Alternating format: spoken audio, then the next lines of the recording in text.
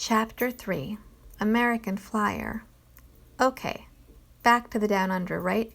My room in the basement? Scuttle down into your dim hole in the ground, Maxwell dear. Big goon like you, growing about an inch a day, and this midget kid, this crippled little humanoid, he actually scared you? Not the kind of scare that makes your knee bones feel like water. More the kind of scare where you go, whoa, I don't understand this. I don't get it. What's going on? Like calling me Earthling, which by itself is pretty weird, right? I already mentioned a few of the names I've been called, but until Robot Boy showed up, nobody had ever called me Earthling. And so I'm lying on my mattress there in the great down under, and it comes to me that he's right. I am an Earthling. We're all of us Earthlings, but we don't call each other Earthling. No need, because it's the same thing that in this country we're all Americans, but we don't go around to people and say, "Excuse me, American, can you tell me how to get to the nearest 7-Eleven?"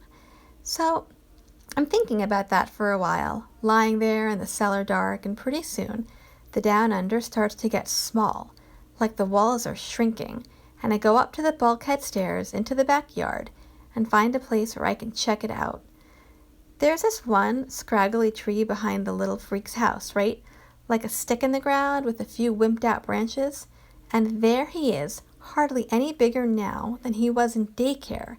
And he's standing there waving his crutch up at the tree. I kind of slide over to the chain link fence and to get a better angle on the scene.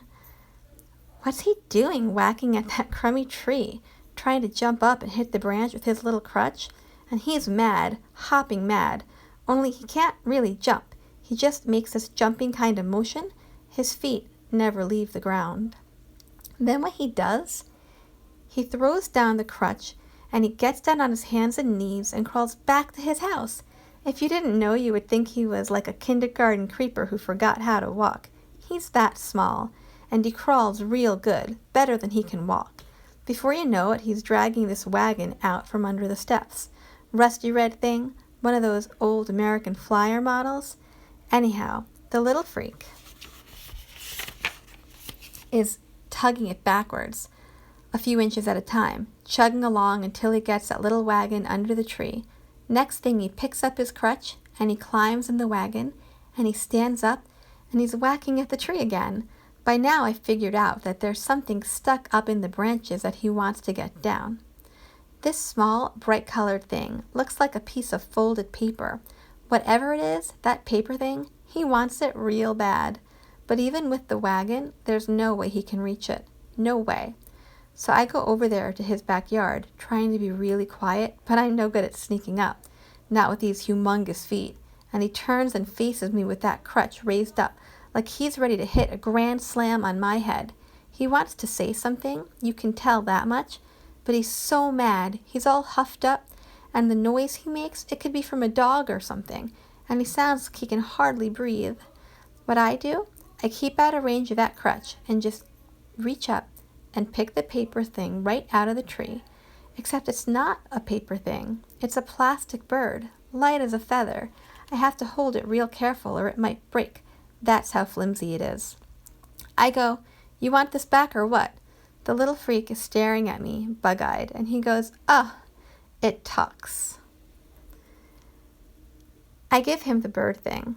What is it, like a model airplane or something? You can tell he's real happy to have the bird thing back, and his face isn't quite so fierce. He sits down in the wagon, and he goes, "This is an ornithopter. An ornithopter is defined as an experimental device propelled by flapping wings, or you could say just a big word for a mechanical bird." That's how he talked, like right out of the dictionary. So smart, you can hardly believe it. While he's talking, he's winding up the bird thing. There's this elastic band inside, and he goes, "Observe and be amazed, Earthling." And then he lets it go. And you know what? I am amazed, because it does fly, just like a little bird, flitting up and down and around higher than I can reach. I chase after the thing until it blinks against the scrawny tree trunk, and I bring it back to him, and he winds it up and again and makes it fly. We keep doing that, it must be for almost an hour, until finally the elastic breaks. I figure that's it, end of ornithopter, but he says something like, All mechanical objects require periodic maintenance. We will schedule an installation of the new propulsion unit as soon as the Fair Guinevere gets a replacement. Even though I'm not sure what he means, I go, that's cool. You live around here, Earthling? Over there. I point at the house, in the Down Under. He goes, what? And I figure it's easier to show him than to explain all about Graham and Grim and the room in the cellar. So I pick up the handle of the American Flyer wagon and I tow him over. It's real easy. He doesn't weigh much, and I'm pretty sure I remember looking back and seeing him sitting up in the wagon, happy as can be, like he's really enjoying the ride and not embarrassed to have me pulling him around. But like Freak says later in this book, you can remember anything, whether it happened or not. All I'm really sure of is he never hit me with that crutch.